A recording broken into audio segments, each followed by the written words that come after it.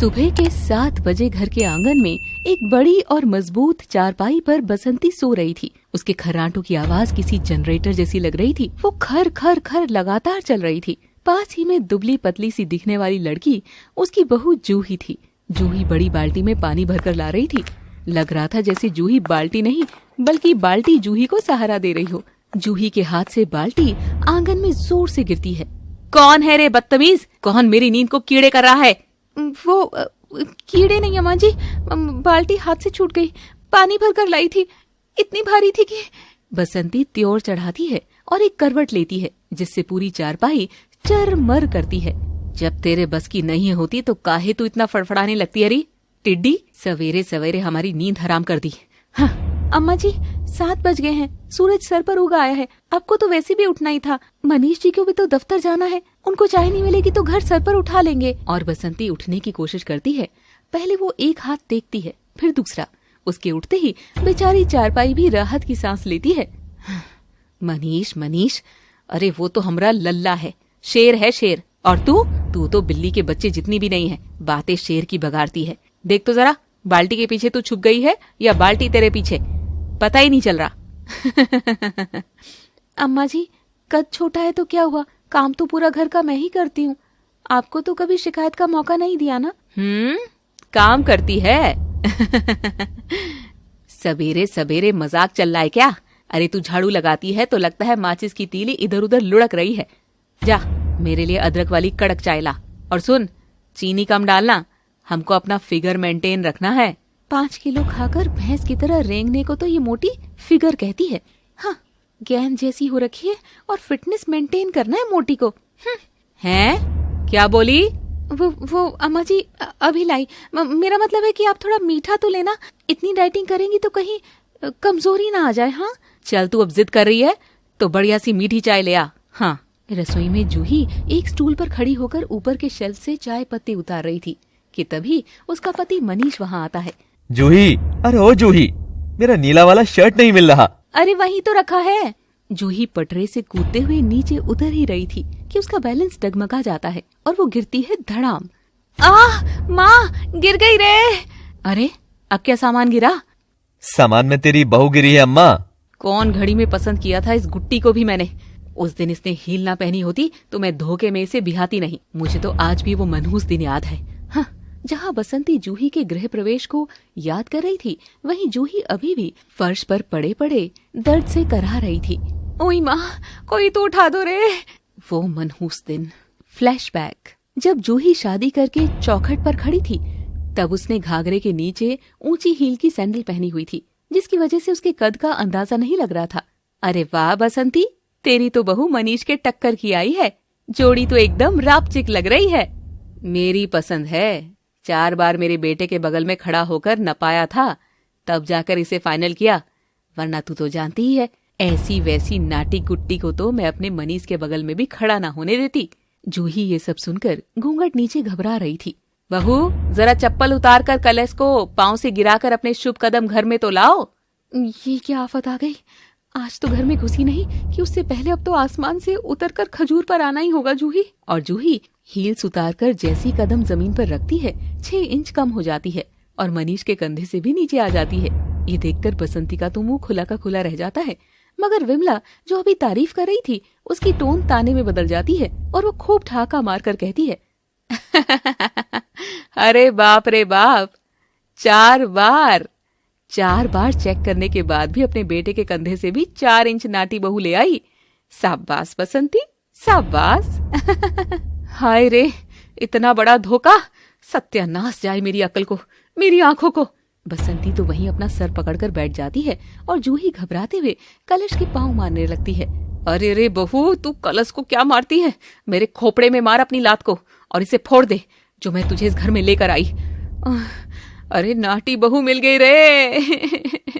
मुझे नाटी बोलने से पहले एक बार अपने आप को तो देख ले मोटी सास। हाँ। इसमें रोने की क्या बात है माँ? बीवी तो बीवी होती है ना, लंबी हो या छोटी, धर्म तो उतना ही निभाएगी। ये सुनकर जूही को तसल्ली तो हुई, मगर बसंती उस दिन के बाद से आज तक जूही की छोटी हाइट की वजह से नाखुश थी। यही अलमारी में दूसरे रैक पर रखा है। आप भी ना, आंखों के सामने चीज होती है फिर भी दिखता नहीं।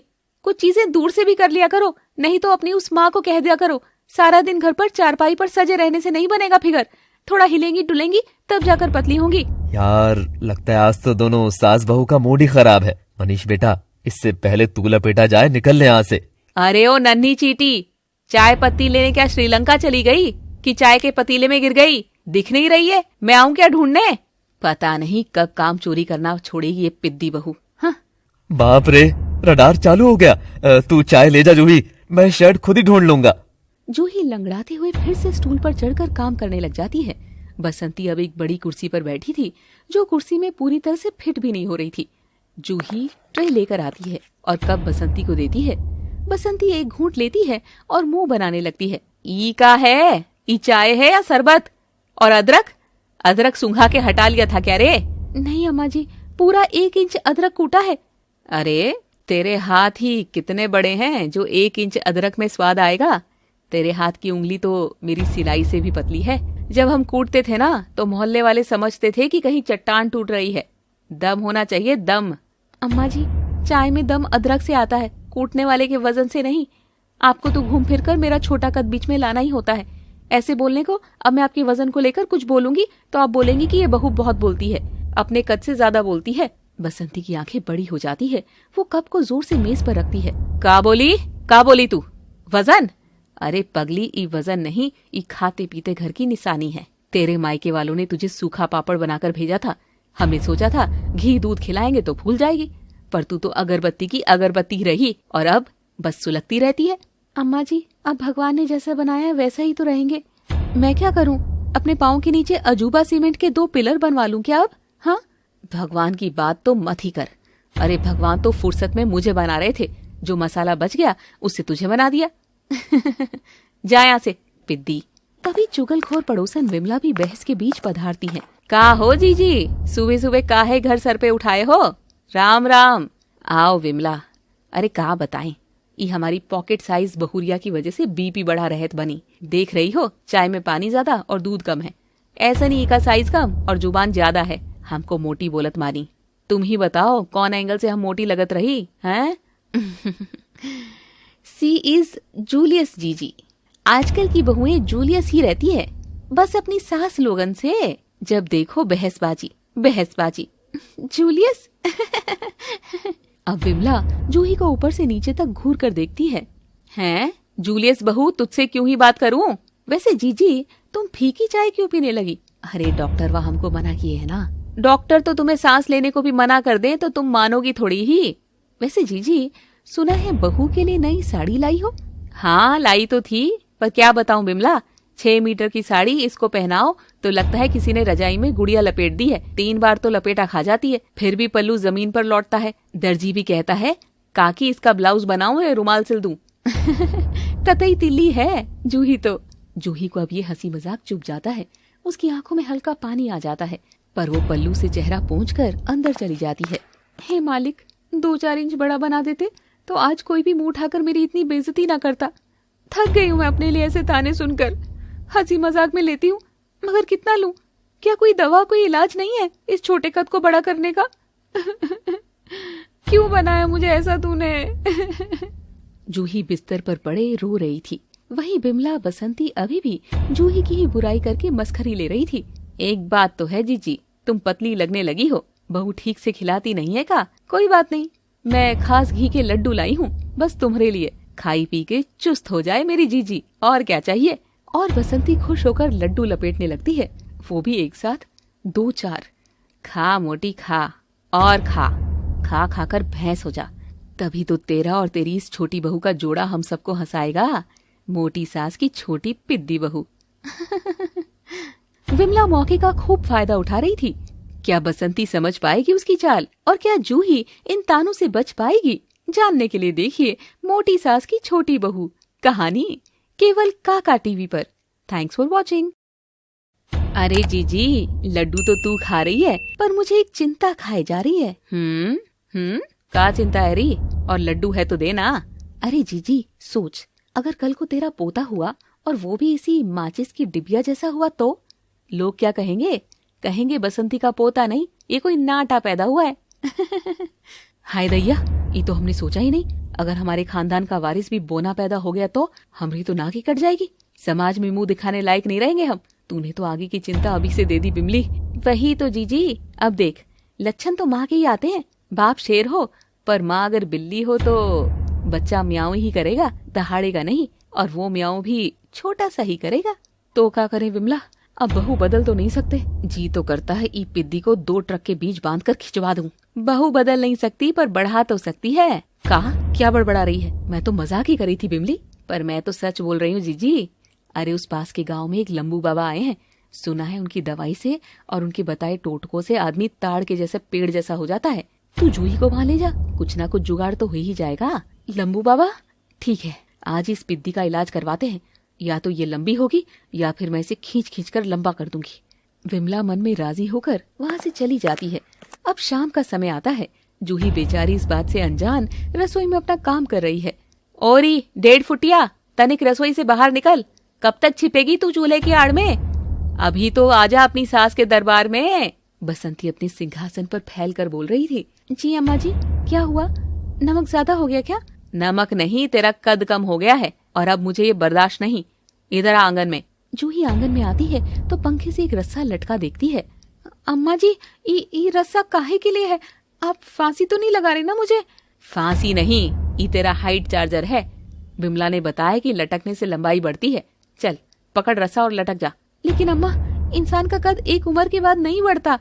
ये कोई तुम्हारा वजन की तरह थोड़ी ना है जो जब चाहे बढ़ जाएगी। बदतमीज, ईले स्टूल और चुपचाप लटक।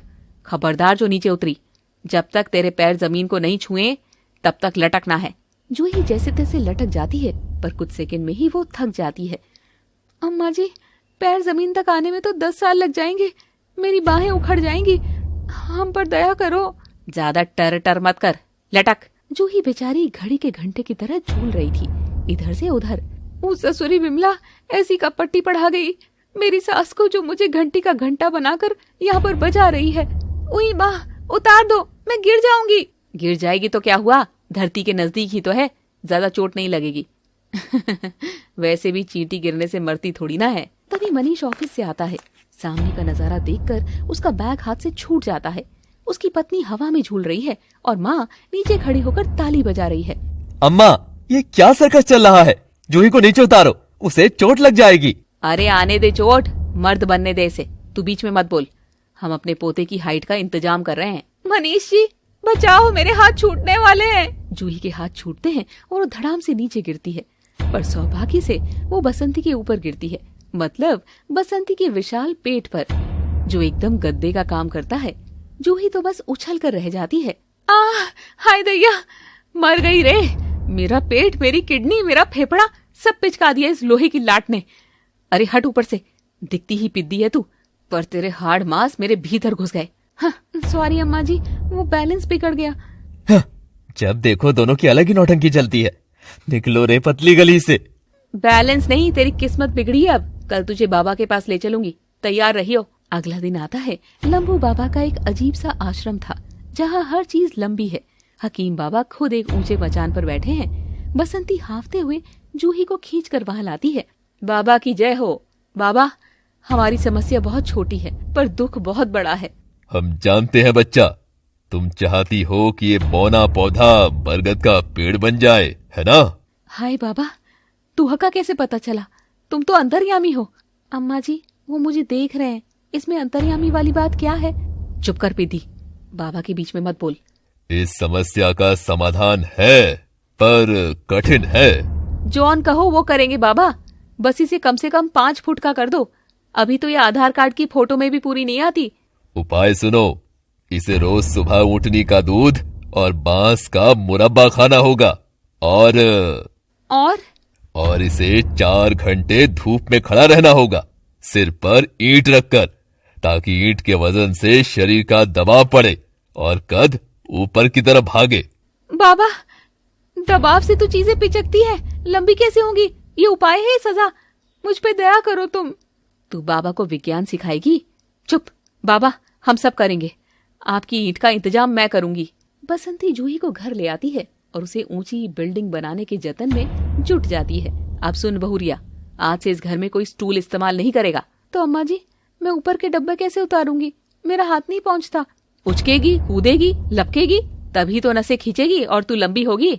मुझे शाम तक भिंडी की सब्जी चाहिए और मसाला सबसे ऊपर वाली रैक पर रखा है। अब तू जान और तेरा काम जाने। मैं यहीं बैठे पूरा पहरा भी दूंगी। हे भगवान, ये कैसी परीक्षा है। मसाला 7 फुट ऊपर है और मैं बस 4 फुट 10 इंच। जूही फिर भी कोशिश करती है, वो उछलती है, मसाला का डब्बा उंगलियों से छूता है पर हाथ नहीं आता। बसंती बाहर से कमेंट्री कर रही थी, और जोर लगा, शाबाश टिड्डी, थोड़ा और, जैसे हनुमान जी सूरज निकलने गए थे वैसे तू मसाला लपकने जा, और तेज उछल। अरे वाह बसंती, क्या मजा आ रहा है। तेरी बहू तो ऐसे उछल रही है जैसे पेड़ पर बंदर। ऐसा मजा तो फिल्म में भी नहीं आता। मुझे तो बिना टिकट की फिल्म मिल रही है। अम्मा जी प्लीज स्टूल दे दो, खाना नहीं बनेगा तो मनीष जी क्या खाएंगे। मनीष को मैं खिला दूंगी, तू अपनी फिक्र कर। अगर आज तूने वो डब्बा बिना स्टूल के नहीं उतारा तो तुझे रात का खाना नहीं मिलेगा। जूही अब हार मान चुकी थी। उसे गुस्सा आता है, वो इधर उधर देखती है। उसे एक लंबा चिमटा और बेलन दिखता है। वो जुगाड़ लगाती है लेकिन डिब्बा थोड़ा खिसकता है और सीधे नीचे गिरता है। डिब्बा खुलता है और सारा लाल मिर्च पाउडर हवा में उड़ जाता है। पूरी रसोई में लाल गुबार छा जाता है। अम्मा जी। मिर्च का गुबार उड़ते उड़ते आंगन में बैठी बसंती और दीवार पर लटकी विमला तक पहुंचता है। अच्छी अच्छी, अरे दैया, ई का हुआ। अच्छी, मेरी आंखें, मेरी नाक, अच्छी। बाप रे बसंती, तेरी बहू ने तो बम फोड़ दिया। अच्छी, मैं तो चली अपने घर, भागो रे। विमला तो भाग जाती है लेकिन बसंती भारी शरीर के कारण जल्दी उठ नहीं पाती। उसे छींके आ रही है और आंखें जल रही है। अरे ओ सत्यानाशी मिर्च की पुड़िया, तूने मुझे अंधा कर दिया। अच्छे, पानी ला, पानी। जूही दौड़ कर आती है लेकिन हड़बड़ाहट में और मिर्ची के धुएं में उसे कुछ दिखता नहीं। वो पानी का जग लेकर आती है। अम्मा जी ये लीजिए पानी। मगर उसका पांव फिसलता है तो वो पूरा पानी का जग बसंती के ऊपर उड़ेल देती है। बसंती जो अभी तक छींक रही थी अब पूरी तरह भीग जाती है। हाय हाय सत्यानाश, पहले मिर्च अब बाढ़। तूने तो आज मुझे जल समाधि दे दी रे। तू बहू है कि मेरी दुश्मन। बसंती उठने की कोशिश करती है लेकिन गीले फर्श पर उसका पैर फिसलता है और वो धम से वापस चारपाई पर गिरती है। चारपाई इस बार बर्दाश्त नहीं कर पाती और वो भी टूट जाती है और बसंती उसके बीच में फंस जाती है। उसके हाथ और पैर हवा में हैं और बीच का हिस्सा जमीन पर। ये देख जूही अपनी हंसी पर काबू नहीं कर पाती है। जूही को पेट पकड़कर हंसता देखकर अब तो विमला भी वहां आ जाती है और बसंती को ऐसी हालत में देखकर खूब हंसती है। अरे जीजी, ऐसा लग रहा है जैसे कोई भैंस को जाल से लपेट दिया हो। अरे बचाओ, मैं धंस गई, मैं पाताल लोक जा रही हूँ। मनीष बचाओ, ये छोटी चुड़ैल ने मुझे खाट समेत निगल लिया और तुम लोग हंस रहे हो। अम्मा जी हाथ दीजिए। तेरे हाथ से कुछ नहीं होगा, जाकर जेसीबी बुला के ला या मनीष को फोन कर। हाय मेरी कमर, हाय मेरा फिगर, सब पिचक गया। जूही अपनी पूरी ताकत लगाकर बसंती का हाथ खींचती है। जूही का चेहरा लाल हो गया है। वो खुद पीछे की तरफ धकेलती है लेकिन बसंती टस से मस नहीं होती। रहने दे, तो खुद खींच के लंबी हो जाएगी, पर मैं बाहर नहीं आऊंगी। विमला, ओ विमला। हे भगवान, ये कौन से पाप की सजा दी है। एक तो बहू छोटी थी, ऊपर से खाट भी कमजोर थी। अब पूरी रात क्या मैं ऐसी सैंडविच बन के पड़ी रहूंगी। अब क्या बसंती की बारी थी मजा चखने की। देखिए आगे। दोस्तों, हमारी कहानी में हम किसी के शरीर पर कोई टिप्पणी नहीं कर रहे हैं, बल्कि हम दिखाना चाहते हैं कि कैसे शरीर की बनावट की वजह से लोगों को ये सब झेलना पड़ता है। तो इसका कहीं भी गलत मतलब नहीं लीजिएगा और काका टीवी जरूर देखते रहिएगा। थैंक्स। हे भगवान, माँ ये तुमने क्या हाल बना लिया। मैंने कहा था ना कि ये खाट पुरानी हो गई है, अब इसमें तुम टाइटैनिक की तरह धंस गई हो। अरे पहले अपनी माँ को निकाल।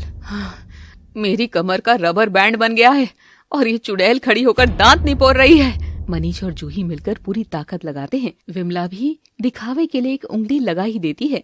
काफी मशक्कत और हैया हू करने के बाद बाहर निकलती है। हाय मैया, बच गई। बदतमीज, अपनी माँ को टाइटैनिक बुलाता है। मैं क्या इतनी मोटी हूँ? हट। मनीष हंसता हुआ पानी लेने अंदर जाता है। बसंती अपनी कमर सहला रही थी। तभी विमला मौका देखकर जूही को कोने में ले जाती है। देख रही है जूही, आज तो खाट टूटी है, कल को तेरा पति भी इसके बोझ तले दब जाएगा। क्या कह रही हो काकी? मनीष जी क्यों? अरे पगली, मैं तो तेरे भले की कह रही हूँ। देख, तेरी सास ने तुझे बोना महसूस कराने में कोई कसर नहीं छोड़ी। तुझे रस्सी पे लटकाया, ईंट उठवाई, पूरे मोहल्ले में तेरी हंसी उड़वाई, है ना? हाँ काकी, बहुत तंग किया अम्मा जी ने। तो अब बारी तेरी है अदले का बदला। वैसे वो तुझे लंबा करने के पीछे पड़ी है, तू उसे पतला करने के पीछे पड़ जा।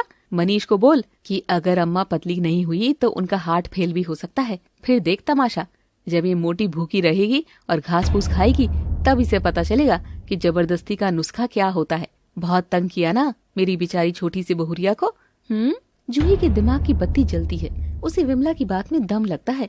बात तो सही है, पर मैं धूप में ईंट उठा सकती हूँ तो अम्मा जी करेले का जूस क्यों नहीं पी सकती? ठीक है, अब होगा बराबरी का हिसाब। रात का समय था। मनीष बिस्तर पर लेटा था। जूही उसके पैर दबाते हुए कहती है, उफ, बेचारी। क्या हुआ जूही, आज बहुत थक गई हो क्या? मैं अपनी थकान के लिए नहीं, अम्मा जी के लिए परेशान हूँ। मनीष जी, आज जो हुआ वो कोई मामूली घटना नहीं थी। हाँ यार, खाट टूट गई। अम्मा को चोट लग सकती थी। तुम फिक्र मत करो, मैं कल नई खाट ला दूंगा। ओहो जी, बात खटिया की नहीं है, बात वजन की है। आज खाट टूटी है, कल को अगर अम्मा जी का दिल इस वजन को नहीं झेल पाया तो? डॉक्टर ने उस दिन क्या कहा था कि कोलेस्ट्रॉल ज्वालामुखी की तरह फट सकता है। मुझे तो डर है कि कहीं हम अम्मा जी को खो ना दे। मनीष एकदम उठकर बैठ जाता है। उसके चेहरे पर डर आ गया था। क्या इतना सीरियस है? मैंने कभी सोचा ही नहीं। और नहीं तो क्या, आप तो जानते हैं वो दिन भर घी के लड्डू, पराठे और मलाई खाती है। अगर हमने अभी कुछ नहीं किया तो भगवान न करे कल को। नहीं जूही, मैं अम्मा को कुछ नहीं होने दूंगा। तुम सही कह रही हो, मैं लापरवाह हो गया था, लेकिन अब नहीं। कल से ही इस घर का नक्शा बदल जाएगा। थैंक यू जूही, तुम अम्मा का कितना ख्याल रखती हो। तुम भले ही कद में छोटी हो, पर तुम्हारा दिल बहुत बड़ा है। ख्याल तो अब अम्मा का ऐसा रखा जाएगा कि वो सपने में भी लौकी देखेंगी। अगली सुबह आती है, यानी जूही के बदले की शुरुआत वाली सुबह। अरे ओ बहुरिया, ला जल्दी पराठे और मक्खन ला। आज तो भूख के मारे पेट में चूहे कबड्डी खेल रहे हैं। 4 पराठे लाना और दबाकर मक्खन भी। जूही किचन से आती है, लेकिन उसके हाथ में पराठों की प्लेट नहीं बल्कि एक कटोरी है जिसमें उबली हुई लौकी और तरोई तैर रही थी। ये लीजिए अम्मा जी, आपका नाश्ता। ई का है? ये तो बीमारों का खाना है। मेरा पराठा कहाँ है? अब और पराठा नहीं अम्मा, आज से इस घर में आपके लिए सिर्फ उबला खाना बनेगा। नो घी, नो तेल, नो चीनी। हैं? का? मनीष, तू होश में तो है? अरे मैं बसंती हूँ, तेरी माँ। सोले वाली नहीं, घोड़ी नहीं जो मुझे ई घास फूस खिलाएगा। हाँ अम्मा, ये आपकी जान बचाने के लिए है। कल खाट टूटी, कल को आपका शरीर जवाब दे देगा। जूही ने मुझे सब समझा दिया है, उसे आपकी फिक्र है। बस चुपचाप आप ये लौकी खाओ। अच्छा, तो ये आग तूने लगाई है इसी को? इसकी तो नहीं अम्मा जी, मैं तो बस चाहती हूँ कि आप 0 फिगर होकर सबको चौंका दे। जैसे आप मुझे ताड़ का पेड़ बनाना चाहती हैं, वैसे मैं आपको करीना कपूर बनाना चाहती हूँ। क्या मैं गलत चाहती हूँ? हाँ। मुझे नहीं बनना करीना वरीना, मुझे तो मेरा पराठा दो, वरना मैं भूख हड़ताल कर दूंगी। ठीक है, कर दो हड़ताल, फिर तो वजन और जल्दी कम होगा। बसंती का दाव उल्टा पड़ गया। वो बेचारी उस बेस्वाद लौकी को ऐसे देख रही थी जैसे वो जहर का प्याला हो। मरती क्या ना करती, खा लेती है वो सब बेचारी। अगले कुछ दिनों तक घर का माहौल किसी टॉर्चर कैंप जैसा हो गया था। आंगन के 2 हिस्सों में 2 अलग अलग तमाशे चल रहे थे। एक तरफ जूही हकीम बाबा के नुस्खे आजमा रही थी। वो एक बांस के डंडे से लटकी हुई है, उसके पैरों में ईंटें बंधी है, कभी धूप में चलती है तो कभी फर्श पर रेंगने लगती है। ओई माँ, अम्मा जी, मेरी कमर टूट रही है। दूसरी तरफ बसंती ट्रेडमिल पर भागते हुए हाँफ रही थी। चुप कर, तू लटक, और मैं यहाँ मर रही हूँ। कम ऑन अम्मा, और तेज। अरे बेटा, और कितना तेज करूं, फेफड़े ही बाहर आ जाएंगे अब तो। बहाने नहीं अम्मा, चलो अब सूर्य नमस्कार करो, झुककर अपने अंगूठे छुओ। मोटी बसंती झुकने की कोशिश करती है, लेकिन हाथ घुटनों तक भी नहीं पहुंचते। अरे मनीष, मेरे हाथ छोटे हैं या मेरा पेट बड़ा है, ये अंगूठे तो पाताल लोक में है, मुझसे ना होगा। रोज की तरह विमला दीवार से झांकते हुए समोसे और कोल्ड ड्रिंक के साथ सारा तमाशा देख रही थी। वाह भाई वाह, क्या दृश्य है। एक तरफ बहू चमगादड़ बनी लटकी है, दूसरी तरफ सास गुब्बारे की तरफ पिचकने की कोशिश कर रही है। इसे कहते हैं विमला का सर्कस। ओ विमला, दीवार से क्या झांक रही है? कम से कम वो समोसा तो इधर मत दिखा। अब तो यहाँ लौकी खा खा कर मेरा मुंह ही लौकी जैसा हो गया है। अरे जीजी, तू तो तपस्या कर रही है। कर कर, जब तू पतली हो जाएगी ना तो हीरोइन लगेगी। पर अभी तो तू आटे की बोरी लग रही है, जिसे कोई पीटने की कोशिश कर रहा है। पूरे दिन की सर्कस के बाद सब थक कर सो गए थे। रात के 2 बजे थे। पूरा घर शांत था। बसंती का पेट भूख से गुड़गुड़ा रहा था। नहीं, अब और नहीं सहा जाता। भाड़ में गया फिगर, भाड़ में गई बहू, मुझे लड्डू चाहिए। बसंती दबे पांव रसोई की तरफ बढ़ती है। वो रसोई में पहुंचती है और अंधेरे में डब्बे को टटोलती है। मिल गया, मेरी जान, मेरा लड्डू। जैसी वो लड्डू मुंह में डालने वाली होती है, अचानक एक तेज रोशनी उसके चेहरे पर पड़ती है। धप्पा! चोरनी पकड़ी गई अम्मा जी। तुम इतनी भी छोटी नहीं जो अंधेरे में छिप जाओ। अरे वो तो मैं तो बस चेक कर रही थी कि चूहों ने लड्डू खाए तो नहीं। चूहे नहीं, बड़ी बिल्ली खाने आई थी। मनीष जी ने कहा था ना, नो चीटिंग। लाइए लाइए लड्डू इधर। अरे बहुरिया, बस एक ठुक खा लेने दे, चक्कर आ रहे मुझे। तेरी सास मर जाएगी तो तुझे अच्छा लगेगा। अम्मा जी, जब मैं धूप में ईंट सर पर रखती हूँ तो आप पानी भी नहीं देती। कहती है तपने से सोना बनता है, तो अब आप भी तपिए, तभी तो कुंदन बनेगी। चलिए कमरे में। जूही कड़कदार बहू की तरह बसंती को वापस कमरे में भेजती है। बसंती मन ही मन जूही को कोसती हुई खाली पेट वापस आ जाती है। अगली दोपहर की बात थी। मनीष ऑफिस था और जूही छत पर कपड़े सुखा रही थी। बसंती आंगन में उदास पड़ी है। भूख और थकान से उसका चेहरा उतर गया है। तभी विमला दबे पांव अंदर आती है। हाय राम, जीजी, ये क्या हाल बना लिया तूने? तू तो पहचान में ही नहीं आ रही, एकदम मरी हुई लग रही है। विमला, मुझे बचा ले। ये दोनों पति पत्नी मिलकर मुझे मार डालेंगे। मुझे खाना नहीं देते, घास खिलाते हैं और दिन भर पीटी करवाते हैं। दाहिने बाहिने दाहिने बाहिने धम। मुझे तो पहले ही शक था जीजी, ये मनीष का काम नहीं है। वो तो बेचारा भोला है। ये सब चाल उस नाटी लोमड़ी की है। क्या मतलब? अरे कल मैं दुकान पर खड़ी थी, वहाँ जूही फोन पर अपनी माँ से बात कर रही थी। क्या कह रही थी? कह रही थी कि माँ देख अब मेरा कमाल, उस मोटी बुढ़िया ने मुझे रस्सी पे लटकाया था ना, अब देख मैं उसे कैसे भूखा मारती हूँ। मनीष को तो मैंने अपनी उंगली पर नचा रखा है। अब बसंती का वजन कम होना हो, उसकी अकड़ जरूर कम कर दूंगी मैं। ये सुनकर तो अब बसंती का चेहरा गुस्से से लाल हो गया था। क्या उस 1.5 फुटिया ने ये कहा? उसने मेरे मनीष को मेरे खिलाफ भड़काया सिर्फ बदला लेने के लिए? और नहीं तो क्या, वो तेरी सेहत की फिक्र नहीं कर रही थी, वो तो तुझे तड़पाने का मजा ले रही है। देख नहीं रही कैसे रात को टॉर्च लेकर पहरा देती है, जैसे तू चोर हो और वो थानेदार नहीं। हाँ, मैं तो नहीं सहती जीजी। बस बहुत हुआ, सहूंगी तो अब मैं भी नहीं। अब मैं उसे दिखाऊंगी कि असली सास क्या होती है। उसने मेरी ममता देखी है, अब मेरा तांडव देखेगी। शाबाश जीजी, अब आएगा असली मजा। ये लो, विमला ने फिर से दोनों सास बहू के पत्थर बजा दिए थे। क्या जूही और बसंती कभी भी विमला की चाल नहीं समझ पाएंगे? क्या होगा इस कहानी का आगे, अंजाम जानने के लिए देखिए काका टीवी की ये शिक्षा भरी कहानी आगे भी। Thanks for watching.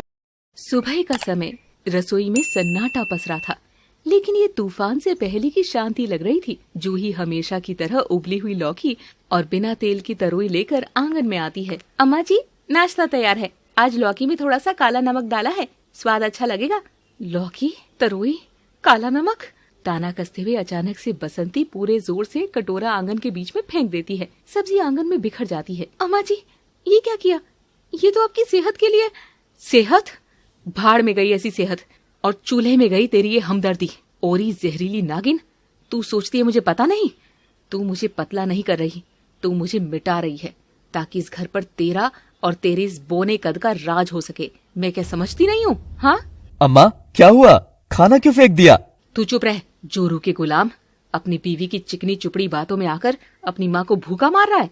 जे तो बिमला ने मेरी आंखें खोल दी, वरना ये 1.5 फुटिया चाहती थी कि मैं कमजोर हो जाऊं, ताकि ये मुझे अपनी उंगली पर नचा सके। पर सुन ले कान खोल कर, मैं बसंती हूँ। जब तक जीऊंगी शान से जीऊंगी और दबा के खाऊंगी भी। अम्मा जी, काकी ने आपसे झूठ बोला है, मैं तो सच में आपके लिए ही। चुप, एक शब्द और मत बोलना। बहुत सुन लिया तेरा ड्रामा। अब तक तूने मुझे नचाया, अब देख मैं तेरा क्या हाल करती हूँ। आज से मेरा डाइटिंग खत्म और ये फाइटिंग शुरू। आज तो मैं आलू के पराठे बनाऊंगी, और वो भी शुद्ध देसी घी में। और तू आज वो काम करेगी जो तेरी नानी ने भी सपने में नहीं सोचा होगा। बेचारी जूही और मनीष तो अपनी माँ के क्रोध के आगे चुप ही हो जाते हैं। दोपहर का समय था। बसंती ने घर का नक्शा बदल दिया है। उसने जानबूझकर घर के सारे काम ऐसे सेट किए हैं जो जूही के कद के लिए नामुमकिन हो। और ही बहुरिया सुन। जी अम्मा जी। देख, आंगन की रस्सी बहुत नीची थी, मेरे सर में टकराती थी, तो मैंने उसे ऊपर बंधवा दिया है। जा, बाल्टी भर कपड़े पड़े हैं, सब सुखा के आ। जूही आंगन में देखती है, कपड़े सुखाने की रस्सी अब जमीन से कम 7 से 8 फुट ऊपर है। जूही का कद 4 फुट 10 इंच। उसके लिए तो वही रस्सी माउंट एवरेस्ट जैसी है। अम्मा जी, इतनी ऊपर मेरा हाथ कैसे पहुंचेगा? और आपने स्टूल तो पहले ही फिकवा दिए हैं। अरे हाँ, तू कूद, उछल, लपक। तू तो कहती थी ना कि मेहनत करने से शरीर बनता है। अब तू मेहनत कर, तेरी लंबाई बढ़े ना बढ़े, पर तेरी जीभ जरूर छोटी हो जाएगी। जूही बेचारी गीले कपड़ों की बाल्टी लेकर रस्सी के नीचे खड़ी होती है और उछलकर कपड़े रस्सी पर डालने की कोशिश करती है। अब ओई माँ, नहीं पहुंची। अब हाँ। और जोर से, जैसे मेंढक कूदता है वैसे कूद। देख विमला, देख, मेरी बहू सर्कस दिखा रही है। वाह जीजी वाह, मान गई तेरी अकल को। इसे कहते हैं सांप भी मर जाए और लाठी भी न टूटे। अब पता चलेगा इस पिद्दी को कि पंगा किससे लिया है। जूही पसीने से तरबतर हो चुकी थी। वो बार बार कूदती है, साड़ी उसके मुंह पर गिरती है, वो गिरती है फिर उठती है। उसकी आंखों में आंसू आ चुके थे, लेकिन आज बसंती का दिल पत्थर हो चुका है। कपड़े सूख जाएं तो आगे का काम भी कर ले कुछ। घर गंदा हो रहा है, जा उस कोने का जाला साफ कर। और सुन, अगर एक भी जाला रह गया तो रात को खाना नहीं मिलेगा। अम्मा जी, वहाँ तक तो मेरा झाड़ू भी नहीं पहुँच पा रहा है। तो मनीष के कंधे पर चढ़ जा या फिर उड़ जा, मुझे नहीं पता, मुझे सफाई चाहिए। जूही रोते हुए कोशिश कर रही थी, तभी विमला घर के अंदर आती है। बसंती रसोई में चाय बना रही थी। विमला सीधे जूही के पास जाती है। हाय राम, जूही बेटी, ये क्या जुल्म हो रहा है तुझ पर? देख तो सही, तेरा तकलीफ देखकर तो मेरा कलेजा फटा जा रहा है। काकी, अम्मा जी मान ही नहीं रही है, मुझे बहुत परेशान कर रही है। अरे ये बुढ़िया सठिया गई है, इसे तो पागल खाने भेज देना चाहिए। देख, तू क्यों सह रही है? तू मनीष से बोलकर अलग क्यों नहीं हो जाती? कब तक इस हाथी के पैरों तले कुचली जाएगी? अलग नहीं काकी, घर थोड़ी तोड़ना है मुझे। अरे घर नहीं टूटेगा, तेरी जान बचेगी। आज इसने तुझे कूदने को कहा, कल को कहेगी कुएं में कूद जा। तू मनीष को भड़का, बोल कि या तो माँ रहेगी या मैं। तभी बसंती चाय लेकर आती है और विमला का रंग तुरंत बदल जाता है। बिल्कुल सही कह रही है बसंती, तू आजकल की बहू को टाइट रखना ही चाहिए। देख कैसे काम कर रही है, वरना तो सर पर चढ़ जाती है। देखा विमला, इसे कहते हैं शासन। आओ चाय पियो। जूही वहीं खड़ी ये सब सुन रही थी। उसे एक झटका लगता है। अभी एक पल पहले विमला उसे अलग होने की सलाह दे रही थी और बसंती को गाली दे रही थी, और अगले ही पल बसंती की तारीफ कर रही है। एक मिनट, काकी अभी तो कह रही थी कि अम्मा पागल है और अब कह रही कि सही कह रही है। इसका मतलब उस दिन अम्मा से झूठ बोला और आज मुझसे? जूही की आंखों के सामने से पर्दा हटने लगता है। उसे फ्लैशबैक याद आते हैं। विमला का लंबू बाबा के बारे में बताना, फिर विमला का ही डाइट प्लान बताना, और अब विमला का अलग होने की बात कहना। ओहो, तो ये सारा खेल इस नारद मुनि का है। ये हम सास बहू को लड़ाकर अपना मनोरंजन कर रही है और हम दोनों बेवकूफ औरतों की तरह लड़े जा रहे हैं। रात का समय, मनीष और जूही अपने कमरे में थे। जूही, तुम ठीक तो हो ना? माँ ने आज बहुत हद पार कर दी। मैं कल उनसे बात करूंगा, हम अलग घर ले लेंगे। मैं तुम्हें ऐसे तड़पते हुए नहीं देख सकता। नहीं मनीष जी, हम अलग नहीं होंगे। क्या? लेकिन वो मुझे तंग कर रही है, क्योंकि उन्हें लगता है कि मैं उनकी दुश्मन हूँ, और ये गलतफहमी विमला काकी ने पैदा की है। अगर हम लोग अलग हो गए तो विमला काकी जीत जाएगी और अम्मा जी अकेली रह जाएंगी। वो गुस्से में है, पर है तो माँ ही। तो तुम क्या करोगी? मैं अब वो करूंगी जो मुझे पहले दिन करना चाहिए था। मैं अपनी कमी को अपनी ताकत बनाऊंगी और अम्मा जी को समझाऊंगी कि हम दोनों एक दूसरे के दुश्मन नहीं हैं। अगली सुबह एक नई घटना घटती है।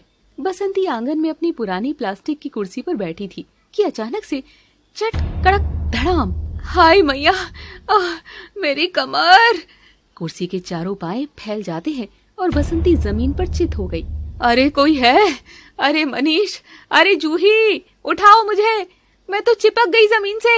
हाय रब्बा, कोई क्रेन बुलाओ। अरे जीजी, तू तो जमीन का नक्शा ही बदल देगी। उठ जा, अब क्या वहीं लेटकर समाधि लेगी?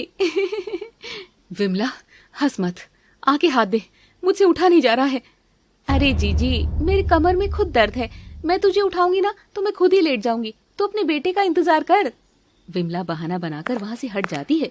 उसे बस तमाशा देखना है, मदद नहीं करनी। अम्मा जी, क्या देख रही है? हंस ले तू भी, तेरा तो दिन बन गया ना आज।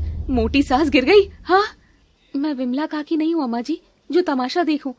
अम्मा जी, अपना हाथ मेरे कंधे पर रखिए और पूरा वजन मुझ पर डाल दीजिए। डरिए मत, मैं गिरूंगी नहीं। मैं छोटी हूँ मगर पकड़ मजबूत है मेरी। बसंती झिझकती है पर कोई चारा नहीं। वो अपना भारी हाथ जूही के नन्हे कंधे पर रखती है। जोर लगाइए अम्मा जी, 1 2 3। अब बसंती खड़े होकर हाँफ रही थी। उसने देखा कि जिस बहू को वो माचिस की तीली कहती थी, आज उसी ने उसे सहारा दिया है, जबकि उसकी सहेली विमला तो भाग गई।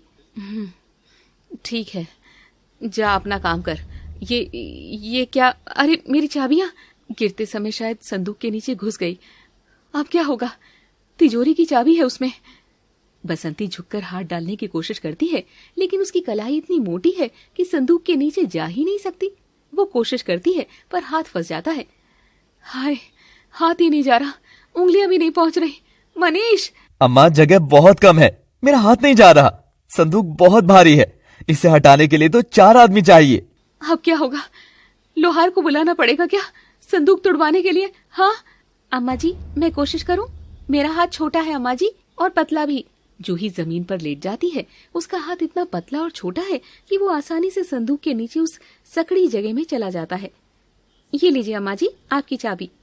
बसंती चाबी लेती है। एक पल के लिए सन्नाटा छा जाता है।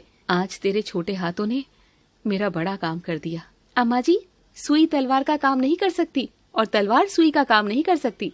भगवान ने आपको भारी बनाया ताकि आप घर की नींव बनकर सबको संभाल सकें, और मुझे छोटा बनाया ताकि मैं उन जगहों पर झुक सकूं जहां आप नहीं झुक सकती। हम दोनों मिलकर ही तो ये घर पूरा करते हैं। ये तो विमला काकी ने हम दोनों के कान भरकर हमें लड़ा दिया, वरना तो इस मोटी सास की छोटी बहू की जोड़ी भी खूब कमाल है ना अम्मा जी। बसंती चुपचाप सुन रही थी। उसके अंदर का गुस्सा पिघल रहा था। ठीक है, ज्यादा बातें मत बना। आज बहुत काम किया है तूने, थक गई होगी। जाकर आराम कर ले। और बसंती भी अपने कमरे में जाकर बहुत सोचती है। क्या सच में मेरे कान उस बिमली ने भरे हैं? अगर ऐसा है तब तो उसे मजा चखाना ही होगा। अब देखो कैसे सास बहू अपना झगड़ा छोड़कर उस विमला की रेल बनाती है। जानने के लिए देखिए कहानी का आखिरी भाग केवल काका टीवी पर। Thanks for watching. Please do like, share, comment and subscribe. सुबह का हसीन नजारा ये था कि बसंती और जूही कमरे के अंदर जाती है। दरवाजा हल्का सा लगा हुआ था। मनीष बाहर पहरा दे रहा था और दोनों सास बहू धीरे धीरे खुसर फुसर कर रही थी। यानी चूहिया और बिल्ली दोनों साथ थी। देख बहुरिया, प्लान पक्का है ना? कहीं तो डर तो नहीं जाएगी? अरे अम्मा जी, डर कैसा? मैं साइज में छोटी हूँ पर धमाका बड़ा करती हूँ। बस आप अपना रोल याद रखना। अरे मुझे सब याद है। मुझे दरवाजा बनना है और तुझे भूत बनना है। आज इस विमला की ऐसी रेल बनाएंगे कि ये जीवन भर सास बहू का नाम सुनकर ही कांपेगी। अम्मा, विमला काकी आ रही है। वो तो कान लगाकर दीवार से सट गई है। आप दोनों एक्शन शुरू करो। बसंती और जूही तुरंत अपनी पोजीशन लेती है और जोर जोर से झूठा झगड़ा शुरू कर देती है। निकल जा मेरे घर से। ओरी बोनी बला, तूने मेरी नाक में दम कर दिया है। आज मैं तुझे घर से निकालूंगी और पूरे मोहल्ले को दावत खिलाऊंगी। आज देसी घी का हलवा बनेगा। हाँ अम्मा जी, मत निकालो, मैं कहाँ जाऊंगी? मुझे नहीं पता, बसंती का फैसला अटल है। आज शाम को पूजा होगी, फिर हलवा बटेगा और फिर तू घर से बाहर। बाहर खड़ी विमला के कान हलवा शब्द सुनकर खड़े हो जाते हैं। आहा, हलवा, और वो भी देसी घी का, और जूही घर से बाहर, यानी दोहरा मजा। आज तो बसंती को लूटने का सही मौका है। शाम को सबसे पहले पहुंचूंगी। शाम हो गई थी। घर में अजीब सा अंधेरा छाया था। सिर्फ एक दिया जल रहा था। विमला दबे पांव लालच में लपलपाती हुई घर में घुसती है। अरे जीजी, बसंती, कहाँ है तू? मैं आ गई। खुशबू तो हलवे की आ रही है। मगर कोई जवाब नहीं मिलता। घर एकदम शांत था। हैं? लगता है मोटी रसोई में होगी। चलो तब तक मैं देखूं कि घर में क्या क्या माल है। सुना है जूही को निकाल रही है, तो शायद कुछ सामान भी पड़ा हो। विमला आंगन के बीच में रखे एक बड़े से जूट के बोरे के पास जाती है। बोरा ऊपर से बंधा था और थोड़ा हिल भी रहा था। अरे ये बोरे में क्या है? लगता है बसंती ने राशन छिपा रखा है। चावल होगा या गेहूं? मौका अच्छा है, थोड़ा अपने पल्लू में बांध लूं। विमला बोरे की गांठ खोलने झुकती है, तभी बोरे के अंदर से आवाज आती है, मेरी नींद मत खराब कर विमला। है? कौन बोला? विमला इधर उधर देखती है, कोई नहीं दिखता। उसे लगता है वहम है। वो फिर बोरे को हाथ लगाती है। इस बार बोरा खुद ब खुद उछलकर 2 फुट दूर जा गिरता है। हाय मैया, ये बोरा तो जिंदा है। ये चावल है कि मेंढक? हाँ। तभी बोरे की चेन खुलती है और जूही का छोटा सा हाथ बाहर निकलता है और विमला का पैर पकड़ लेता है। बचाओ बचाओ, भूत, मेरे पैर पकड़ लिए, बचाओ। जूही बोरे से बाहर निकलती है। उसने अपने ऊपर सफेद चादर ओढ़ रखी थी, जिससे वो और भी छोटी और गोल मटोल डरावनी चीज लग रही थी। मैं नाटी चुड़ैल हूँ विमला, तूने मुझे बहुत सताया है ना। अब मैं तुझे इस बोरे में भर कर ले जाऊंगी। जूही अपने छोटे कद का फायदा उठाते हुए विमला की टांगों के बीच से निकलकर उसे गोल गोल घुमाने लगती है। विमला कंफ्यूज हो जाती है कि आवाज कहाँ से आ रही है और पकड़ कौन रहा है। अरे छोड़ मुझे बसंती, बचा ले अपनी सहेली को, तेरे घर में बौना भूत घुसाया है, बचा ले। विमला भागने की कोशिश करती है, लेकिन जूही उसके घुटने पर एक जोरदार चिकोटी काटती है और सोफे के नीचे घुस जाती है। अब कहाँ जाएगी विमला? नीचे देख, मैं हर जगह हूँ। छोटे होने का यही फायदा है, मैं कहीं भी घुस सकती हूँ और कहीं से भी काट सकती हूँ। हाय दैया, ये तो सोफे के नीचे भी घुस गई। हम भागो रे, भागो। अब विमला जान बचाकर मुख्य दरवाजे की तरफ भागती है। उसे लगता है कि अब वो बच जाएगी, लेकिन जैसी वो दरवाजे पर पहुंचती है, वहां एक विशालकाय पहाड़ खड़ा हो जाता है। पहाड़ यानी बसंती, द वॉल। दरवाजे पर धीमी लाइट जलती है। बसंती दरवाजे के बीचों बीच खड़ी थी। उसने दोनों हाथ कमर पर रखे हैं। बसंती का शरीर इतना चौड़ा है कि दरवाजे से हवा भी पास नहीं हो सकती। विमला पूरी स्पीड में आती है और बसंती के पेट से टकराती है। धप! विमला टकराकर वापस पीछे गिरती है, जैसे किसी ने गेंद दीवार पर मारी हो। ओए माँ, ये तो दीवार से भी सख्त है। कहाँ चली बिमली? हलवा नहीं खाएगी या फिर मेरी बहू का तमाशा देखने आई थी? अरे जीजी, जाने दे, तेरे घर में भूत है। वो छोटी वाली, वो चुड़ैल बन गई है। चुड़ैल वो नहीं, चुड़ैल तो मेरे सामने खड़ी है, जिसने 2 हंसती खेलती सास बहू के बीच में जहर घोला। अब जूही भी चादर हटाकर बाहर आ जाती है और बसंती के बगल में खड़ी हो जाती है। एक तरफ विशाल बसंती और दूसरी तरफ नन्ही जूही। विमला बीच में फंस गई है। क्यों काकी, कैसी लगी हमारी सास बहू की जुगलबंदी और कैसा लगा मेरा बोरा डांस? आप कहती थी ना कि मेरा कद छोटा है, किसी काम का नहीं। देखो आज इसी छोटे कद ने आपको कैसे नचाया। पर आप डर क्यों रही हो? तुम तो तमाशा देखने की शौकीन हो ना, तो कैसा लगा ये तमाशा? हाँ, और तू कहती थी ना कि मैं मोटी हूँ, मैं भैंस हूँ। देख, आज इसी भैंस ने तेरा रास्ता रोका है। अब निकल के दिखा इस दरवाजे से। अगर तू निकल गई तो मैं अपना नाम बदल दूंगी। विमला इधर से निकलने की कोशिश करती है, बसंती उधर खिसक जाती है। विमला उधर जाती है, बसंती इधर खिसक जाती है। बसंती का डिफेंस भी अचूक था। बसंती, मैं तो मजाक कर रही थी, तुम तो बुरा मान गई। हम तो बचपन की सहेलियां है ना। सहेली? तू है ऐसी सहेली पर। तूने मेरी बहू को मेरे खिलाफ भड़काया, मुझे भूखा मरवाया, मेरी खाट तोड़वाई और अब माफी मांगती है। अम्मा जी, ऐसे नहीं मानेगी ये। मनीष जी, वो स्पेशल हलवा लाइए। और मनीष एक कटोरा लाता है जिसमें हलवा नहीं बल्कि करेले का पेस्ट और नीम की पत्तियां हैं। ले विमला, तू हलवा खाने आई थी ना, ये खा। ये हमारे घर की जुगलबंदी है। मेरी तरफ से कड़वाहट और बहू की तरफ से तीखापन। जब तक ये पूरा नहीं खाएगी मैं दरवाजे से नहीं हटूंगी। हाँ, अरे नहीं जीजी, माफ कर दे, कान पकड़ती हूँ। खा, वरना मैं अभी तेरे ऊपर बैठ जाऊंगी, और अगर मैं बैठ गई तो तुझे पापड़ बनने में 2 सेकंड नहीं लगेंगे। विमला डर जाती है। बसंती के वजन के खौफ से वो कटोरा उठाती है और 1 चम्मच मुंह में डालती है। जहर खाए या बसंती ऊपर बैठ जाए। हाय राम, कड़वा है। कड़वा तो लगेगा ही काकी। आपने हमारे रिश्ते में भी तो इतनी ही कड़वाहट घोली थी। अब हिसाब बराबर हुआ। बस बसंती, बस जूही बेटा, मुझे जाने दो, मैंने गलती की। मुझे जलन होती थी तुम दोनों को साथ देखकर। मेरी बहू तो मुझसे बात तक नहीं करती और तुम दोनों लड़ झगड़ कर भी साथ रहती थी, इसीलिए मैंने आग लगाई। अब कभी तुम्हारे घर की तरफ नहीं झांकूंगी। जा, माफ किया, क्योंकि हम दिल के बुरे नहीं हैं। पर याद रखना विमला। बसंती जूही को अपने पास खींचती है, दोनों गल बहियां डालती हैं।